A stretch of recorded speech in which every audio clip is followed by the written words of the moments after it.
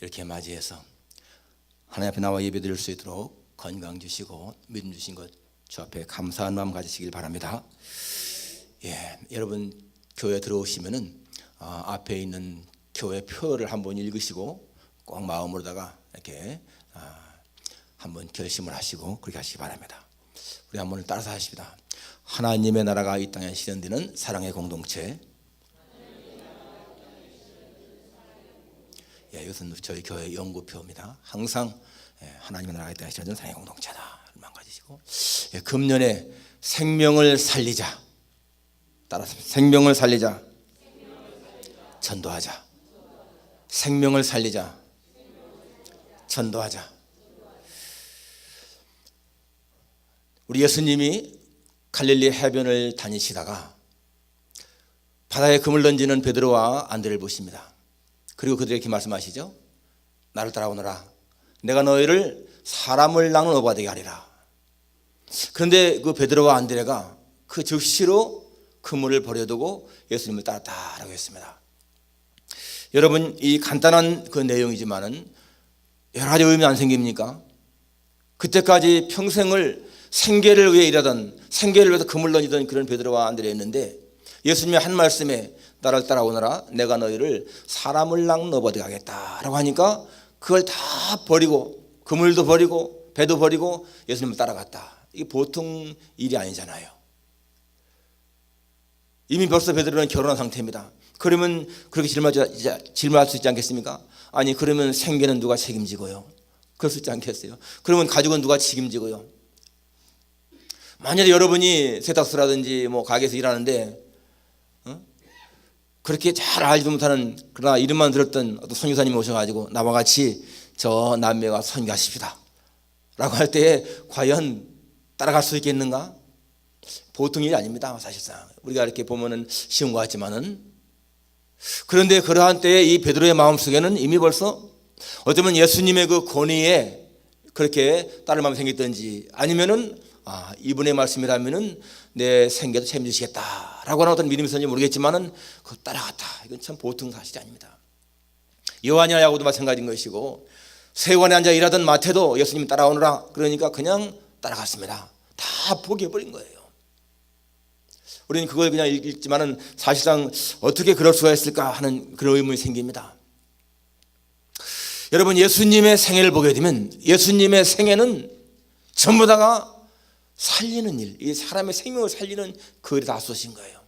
말씀을 가르치고 선국을 선포하시고 병자를 치료하시고 하는 모든 일들 보면은 그 예수님은 자신을 위해서 산 것이 아니고 모든 삶이 다른 사람을 살리는, 생명을 주는 그러한 일을 하신 것을 볼 수 있지 않습니까?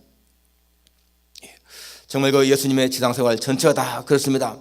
그리고 승천 직전에 하신 말씀도 보면 너희는 온 천하 다니며 만민에게 복음을 전파하라 라고 하셨습니다. 복음을 전하는 일, 사람들에게 복음을 전하는 일, 그것이 주님이 가장 강조하신 일이지요. 그리고 부활하신 후에 승천하시면서 또 마지막에 하신 말씀도 성령에게 임하시면 너희가 권능을 받고 예루살렘과 온 유대와 사마리아와 땅끝까지 이르러 내 증인이 될 것이다 라고 하는 그 말씀도 보면 전부 다가 이 복음 증거에 관심이 있는 것입니다. 그렇습니다. 여러분, 이 예수님의 관심은요 사람의 생명을 살리는 거였습니다. 예수님은 사람의 가치를 그 사람이 가진 재산이라든지 그가 가진 지식이라든지 그의 어떤 지위라든지 그런 게 쓰지 않았습니다. 예수님은 사람의 가치를 그 자체를 균히 여기신 거예요. 그래서 사람들이 아주 멸시하는 그런 사람들, 천대받는 사람들, 뭐 세리라든지 창기라든지 그 당시에 사람들이 아주 그렇게 별로 안 좋아하는 그러한 사람들, 소외된 사람들, 뭐 문둥병자라든지요. 사람들은 가까이 하려고 하지 않는 그 혈루증 여인이라든지 그런 사람들 한 사람 한 사람을 아주 소중히 여기신 것을 보게 됩니다. 그렇게 예수님의 관심은 살리는 것, 생명을 살리는 거였어요.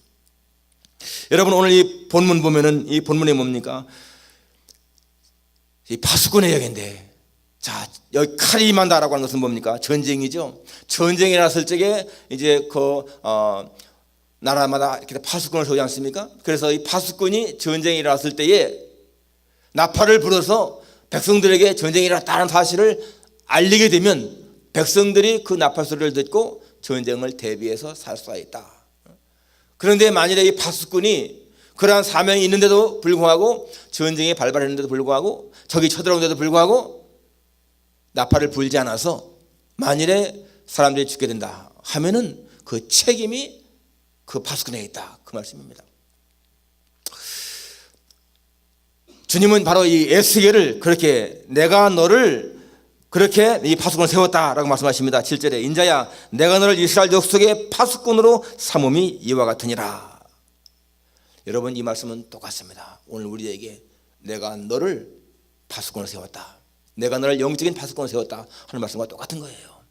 쉽게 말하면은 바로 우리가 사람들한테, 내 이웃 가까운 사람들한테 예수를 믿지 않으면 죽는다, 지옥 간다, 멸망한다 라고 하는 사실을 말을 했는데도 그 사람들이 듣지 않고 그냥 안 믿으면 그 사람들은 자기도 죽지만은 나는 책임이 없다는 거예요.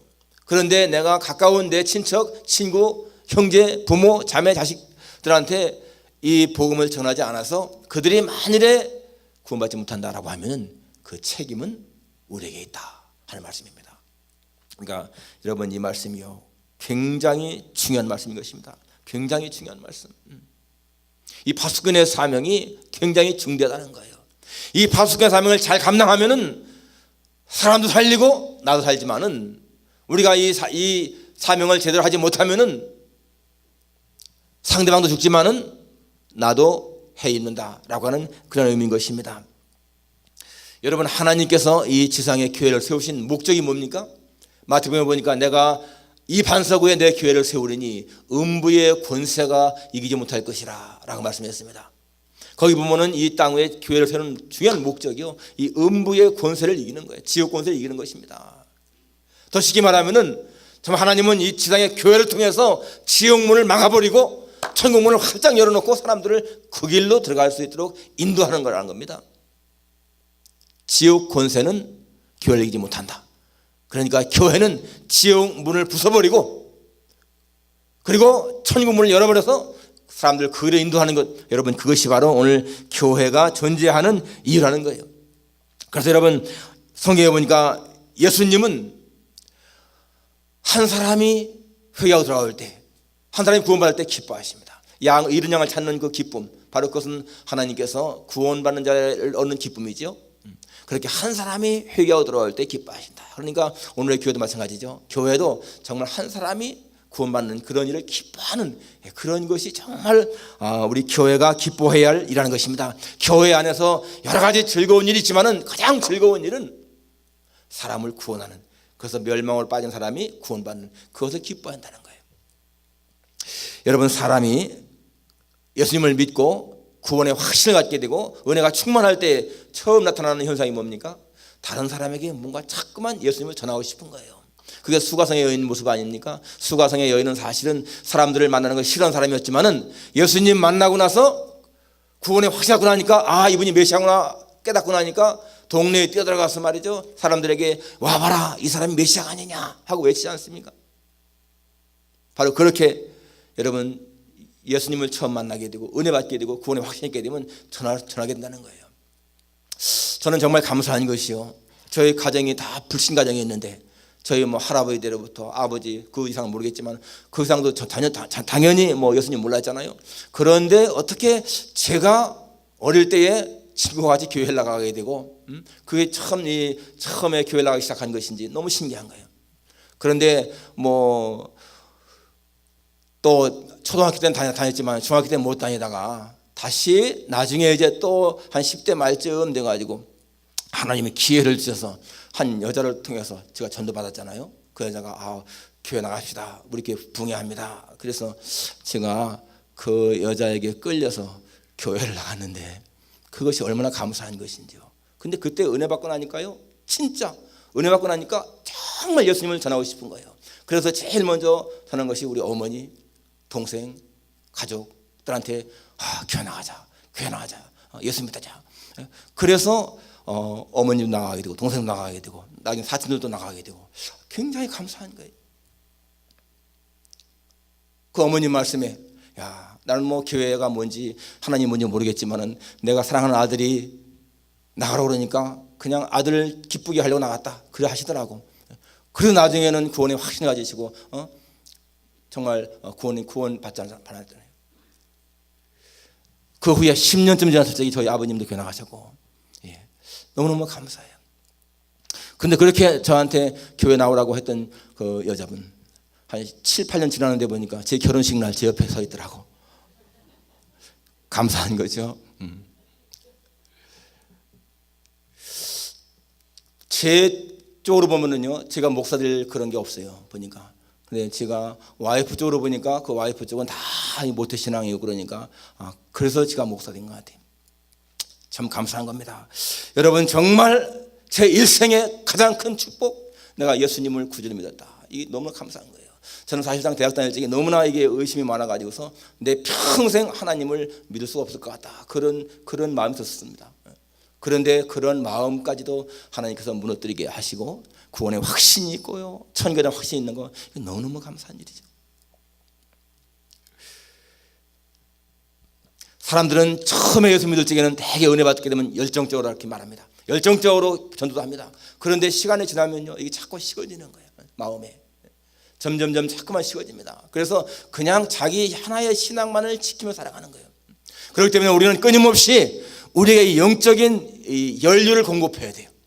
성령 충만을 항상 해야 돼요. 지난번에 오신 그 나승길 목사님, 이 성령 충만을 굉장히 강조하셨는데 정말 그렇습니다. 여러분, 성령 충만하지 않으면요, 우리의 영혼이 제대로 될 수가 없는 거예요. 그러니까 뭡니까? 이 영혼의 연료 공급이라고 하는 것은 정말 하나님 말씀, 그리고 기도. 그러니까 여러분, 하나님의 말씀을 멀리하고 기도하지 않는 사람은 이게 영적으로 충만할 수가 없죠, 당연히.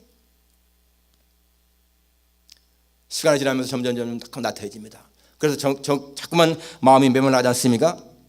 이 미국의 목회 상담의 권위자인 그 하워드 클라인 벨이라고 하는 목사님이 계셨는데, 그분이 그 성장 상담 교재라는 책에 이런 내용을 썼습니다.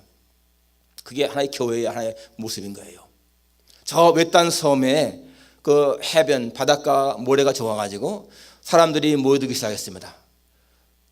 해수욕장으로 자꾸 모여들기 시작하는 거예요. 처음엔 조금씩 모여들었는데 나중엔 점점점 많은 사람들이 모여들었는데, 거기에 인명 구조대원들이 굉장히 열심히 아주 일을 잘했습니다. 그래서 사람이 조그만 위험에도 뛰어들어가서 그 사람들을 구해내고 자원의 안전을 위해서 굉장히 철저하게 일을 잘했습니다. 그래서 사람들이 점점 소문나고 모이기 시작한 거예요. 야, 그 해수욕장은 안전하다. 인명구조대원들이 굉장히 열심히 자기 일을 잘 감당한다. 그래서 소문이 많이 나서 사람들이 많이 모여들기 시작합니다. 그래서 사람들이 그 인명구조대원들의 그 감사한 마음으로 기부금을 많이 내기 시작한 거예요. 기부금을.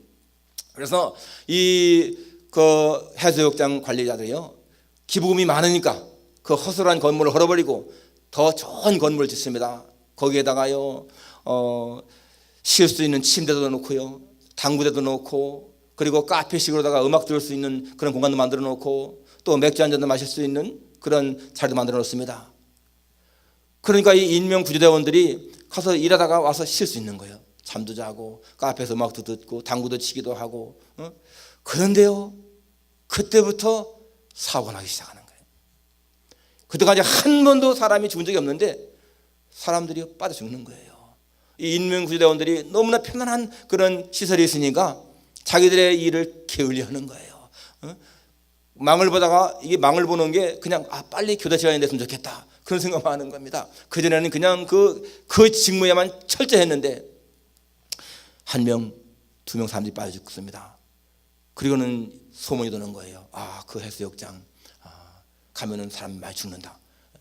점점점 사람이 발길이 끊어집니다. 몇 년 지나지 않아서 사람들이 다 끊어버린 거예요. 그 흉물스러운 건물만 남은 그러한 모습이 되었습니다. 그게 바로 현대 교회의 모습이라는 거예요. 여러분, 옛날 교회는 이런 의자가 어디 있습니까? 그냥 마룻바닥에 방석 깔고 예배드리지 않았습니까? 제가 아까 말한 것처럼 다시 전도받아서 교회 나갔는데 그 전부 다 마룻바닥에 방석이었죠. 그 당시에 에어컨이 어디 있습니까? 그 찜통 더위에서 말이죠. 겨울에 그렇게 추울 때 그 석탄 이겨가지고서 그 불 떼면서 그런 데서 사람들이 모였거든요. 그때 가슴이 뜨거웠거든요. 언제부터인가 사람들에게 편안함을 줘야 돼. 다 의자를 놓고 말이죠. 교회는 좀 카페식으로 사람들이 좀 이렇게 편하게 즐길 수 있어야 돼. 카페식으로 만들고 뭐 콘서트 홀처럼 만들고 극장식으로 만들고 여러 가지 프로그램을 만들어 놓고 그렇죠. 그런데 실상 사람들의 마음속에 하나님에 대한 사랑은요 식어지는 거예요. 열정은 식어집니다. 전도에 대한 열정도 식어집니다. 교회는 그렇게 카페식으로 무슨 극장식으로 그것이 어울리는 것이 아니라는 거죠. 초대교회 때 한번 생각해 보십시오. 초대교회 때는 변변한 건물 하나 없었습니다. 그냥 가정에서 예배드리고 다 그랬잖아요. 그런데도 그렇게 많은 사람들이 모여들었습니다. 왜 이렇습니까? 사람들의 사랑하는, 영원히 사랑하는, 생명을 살리는 그러한 기쁨 때문에 그렇습니다. 그러니까 교회가, 여러분, 교회가 돈이 많아지면은 절대로 좋은 것이 아니라는 것 우리 기억해야 돼요. 교회가 화려하게 지어진다, 좋은 것이 아닌 겁니다. 여러분, 서울에 최근에 큰 건물 지은 교회 있지 않습니까? 아주 유명한 교회. 정말 그 교회 사진이 나왔는데요, 얼마나 웅장한지, 정말 웅장한 그런 교회. 그런데 내면 어떻습니까? 내면 지금도 목사 반대파와 목사 지지파가 서로 막 싸우고 있잖아요. 지난번에 신문도 보니까 반대파 한 사람이 폭행을 당했는데 그 노상에서 그 지지파한테 그거에 대해서 막 얘기하니까 지지파에서는 그건 자작극이다, 자작극이다, 자기들끼리 꾸민 극이다 라고 하면서 서로가 막 그러는 거예요. 얼마나 추한 모습입니까? 과거에는 상상도 할 수 없던 그런 일들이요, 지금 부유한 교회에서 이렇게 나고 있습니다. 그러니까 교회는 절대로 물질이 풍성해서 좋은 것이 아니라는 거예요. 그냥 나는 편하게 교회 다니겠다라고 하는 그러한 마음 가지고 그냥 큰 교회 뒷자리에 앉아있는 사람들은 절대로 여러분 그게 좋은 것이 아니에요. 정말 힘들어도 지지고 볶고 싸우고 하더라도 뭔가 교회에 나와서요 같이 뭔가 일을 해야 돼요. 봉사를 하고요, 뭔가 전도를 하고 일을 해야 돼요. 그냥 교회 출석만 하고 교회에 대한 봉사도 없고 수고도 없고 애씀이 없다, 결국 좋은 것이 아닙니다. 우리는 주님의 말씀, 내가 온 것은 의인을 부르는 것이 아니라 죄인을 불러 회개케 하기 위하였다. 죄인, 잃어버린 자를 찾는 그런 예수님의 마음, 우리 그 마음을 본받아야 되죠. 예수님은 그렇습니다. 사람이 온 천하를 얻고도 제 목숨을 잃으면 무슨 유익이 있겠느냐. 그 말씀은요, 한 영혼이 천하보다 귀하다는 말씀인 거예요. 한 영혼이 천하보다 귀하다. 1290년대에 아주 유명했던 영화 기억하시죠? 쉰들러 리스트라고 하는 영화. 그 영화는 저 호주의 컬럼니스트인 토마스 케닐리라고 하는 사람이 쓴 실화 소설입니다. 그건 쉰들러 방주라고 하는 실화 소설인데, 바로 뭡니까? 나치에게 학대당하는 그 주의시들을 구하는 그 체코의 사업가의 이야기예요. 쉰들러의 이야기. 그런데 이 쉰들러가 사실은 처음부터 좋은 사람이 아니었습니다. 처음부터 이 사람은 그냥 사업, 돈 버는데, 쾌락을 즐기는데 그렇게 심취했던 사람입니다.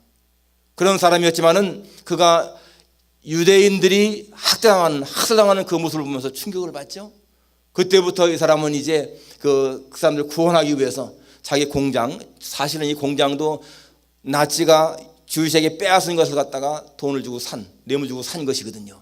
그런데 거기에 사람들을 고용한다는 명목으로 유대인들을 구원하는 거예요. 그렇게 해서 1100명 이상을 구원합니다. 1100명. 이게 실화거든요. 참 이 영화는 굉장히 그 당시에 센세이션이었죠. 그 영화를 만든 사람이 스티븐 스필버그 주이시거든요. 그래서 뭐 아카데미상 7개나 받은 그런 상인데, 그 마지막 부분에 이런 내용이 나옵니다. 이제 전쟁이 끝나고 주이시들이 감사한 마음으로 그 쉰들러에게 이 반지를 수여하죠. 그 반지에는 탈무드의 말이 쓰여 있습니다. 한 사람을 구하는 것은 전 세계를 구하는 것이다. 그런 내용을 쓴 그 반지를 수여하는데, 그때 쉰들러가 그렇게 말하죠. 그 반지를 받으면서 더 구할 수 있었는데, 더 살릴 수 있었는데 하면서 자기 친구에게 받은 차를 가리키면서, 내가 이 차를 팔았으면은 10명 더 살릴 수 있었는데 10명은 더. 내가 최선을 다하지 못했어. 자기 넥타이 펜, 금으로 된 넥타이 펜을 보면서 내가 이걸 팔았으면 2명 아니 3명도 살 수 있었는데. 처음에 그 사람은 사업가였고요, 쾌락주자였습니다. 그런데 나중에 그런 완전히 변했죠. 생명을 살리는 것이 중요한 것을 알고 최선을 다해서 했습니다. 그때 그 유대인 대표가 그럽니다. 당신은 최선을 다했습니다. 당신 덕분에 1100명 이상 사람 살았습니다. 그렇더라도 그의 마음은 만족이 없는 거예요. 내가 더 살릴 수 있었는데 더 살렸어. 여러분, 그것이요 우리의 마음이 됩니다. 우리의 마음. 정말 우리의 남은 생에 하나님이 기뻐하시는 일을 위해서 쓰임받기를 소원합니다. 지금 당장 나가서 무슨 예수 믿어라 그게 외칠 수 없다 할지라도 항상 우리의 의식 속에 영혼을 살리는 일, 전도하는 일, 생명을 살리는 일, 관심이 있어야 돼. 관심. 생각이 처음부터 의식 속에서 기회 있을 때마다 그런 것을 해야 한다는 것입니다. 여러분들에게 그런 기회가 주어지면 그걸 해야 한다는 거예요. 제가 한국에 우리가 후원하는 어린이재단 있지 않습니까? 어린이재단 아이들 돕는. 근데 거기 담당자가 바뀌었더라고요. 담당자가 바뀌신 분이 이번에 이메일이 왔습니다. 그래서 제가 지난번에 보내기를 새로 업무를 맡게 된 누구라고 소개를 해서 저도 이제 인사를 하면서 끄트머리에 그랬습니다. 당연히 교회 나가시겠지요? 그러는데 그분이 이메일 답이 왔는데 먼저 분은 이해를 잘 믿은 집사님이었습니다. 그런데 이분이 마지막에 쭉 쓰더니 마지막에 목사님께 고백하는데 제가 청년기에는 다녔는데 지금은 교회 안 나가고 있습니다. 그러더라고요. 그런 딱 찬스가 있으면요, 그런 게 바로 이제 우리가 전할 수 있는 기회인 거예요. 다시 그분에게 정말 이제 교회 나갈 수 있도록 잘 해줘. 해도 그분이 안 나가면은 그분 책임의 것이지만은 이런 기회가 주어졌는데 내가 입을 다물고 있으면은 내게 문제가 있다는 거예요. 여러분 주변에 기회가 없을 것 같아도요, 어떤 기회가 열리는 겁니다. 그런 기회를 붙잡으라는 거예요. 기회를.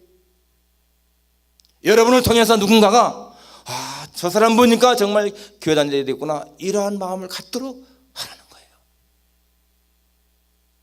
이 땅에서 우리가 소금이 되고 빛이 되라는 얘기는 내가 있는 자리에서 주님의 모습을 드러내게 되면 사람들은 나도 모르는 사이에 저 사람 보니까 이런 마음이 생기잖아요. 이게 바로 전도 아니겠습니까? 우리는 내가 직접 말로 하지 않나 할지라도 우리의 삶을 통해서, 우리의 행실을 통해서, 우리의 모습을 통해서 사람들한테 예수님을 보여주는 그런 삶이 필요한 것입니다. 그리고 할 수만 있으면요, 사람들 접촉, 만날 그런 기회를 만들어야 되는 거예요. 그냥이 아니라 저하고는 무엇인가 주면서 하는 게 중요해요. 주면서. 어느 집사님이 연세가 65세가 넘었는데 평생을 별로 전도를 못했습니다. 그래서 자기 마음에 자꾸 양심이 갇히게 되는 거예요. 내가 이거 전도 한 사람도 못하고 이거 세상 떠나겠구나. 그래서 마음이 들어가지고 누군가 전도를 좀 해야 되겠다. 그런데 마침 이제 자기 가까운 이웃에 할아버지 한 분이 계신데 80쯤 된 할아버지 계신데 이분이 굉장히 성격이 개방하신 분이시거든요. 그래도 내가 저분에게 전하긴 해야 되겠다. 그래서 그분에게 할아버지 제가 식사 대접하고 싶은데 한번 저희 집에 오십시오. 그러니까 그 양반이 내가 뭐 때문에 당신 집에 가서 식사하느냐고 막 그러는 거예요. 그래도 아주 공손하게 계속해서 얘기했더니 이제 왔습니다. 와가지고 음식을 잘 차려놓고 그분한테 그랬습니다. 할아버지, 그래도 제가 교회 다니는 집사인데 한번 식사 기도를 해도 되겠죠? 그러니까요, 이 양반이 숟가락을 딱 넣는 거야. 넣더니 나는 기도 안 해요. 당신이 기도할 것 같으면 그냥 가겠어. 그러는 거예요. 얼마나 민망스러워요. 그래도 그냥 그러려니 하고서 알았습니다 하고 자기 혼자 속으로 기도하고 밥을 먹는데 왜 이렇게 교회를 싫어하세요? 왜 이렇게 예수님을 싫어하십니까? 그분이요, 불평이 막 나오는 거예요. 교회 다니는 것들을 막 하면서 그냥 그 말이 욕, 그리고 사기꾼이 많고 거짓말 많이 하고 막 자기도 옛날에 속았다고 그러고 말이에요. 그러면서 밥을 먹으면서 내내 교회를 막 그렇게 헐뜯는 겁니다. 너무나 화가 나가지고 이 집사님이 벌떡 일어나가지고 할아버지 그만하세요. 그만 가세요. 그러려고 하다가 그래도 꼭 참고 있는데 자기 마음속에 딱 울리는 소리가 와요. 아무개야, 나는 이 사람을 80년을 기다리는데 너는 1시간도 못 참고 그러냐 하는 그 음성이 딱 들리는 거예요. 그게 하나님의 음성인 거예요. 하나님이 80년을 기다렸다는 거예요. 이 사람을 80년을 참고 기다리는데 너는 그리고 1시간도 못 참고 그러느냐. 그 마음이요, 딱 마음이 찔리니까 하나님, 제가 하나님 마음을 너무나 몰랐습니다. 하나님은 정말 이 사람을 80년을 기다렸는데 나는 1시간을 못 참아가지고 이렇게 화를 내고 있습니다. 눈물이 막 나는 거예요. 그래서 그 할아버지가 이 자기 대접한 사람이 눈물을 흘리고 있으니까 이상하잖아요. 왜 그러냐고. 그러니까 그냥 말도 못하고 울고. 아무튼 간에 그것이 여러분 그 할아버지를 전도하는 계기라는 것입니다. 참는 거 중요하죠. 우리가 전도하다가 보면 되게 마음이 상할 때가 있지 않습니까? 뭐 이렇게까지 내가 하면서 할 이유가 있나? 그런데 우리 하나님의 마음을 간직하게 되면 참을 수 있다는 거예요.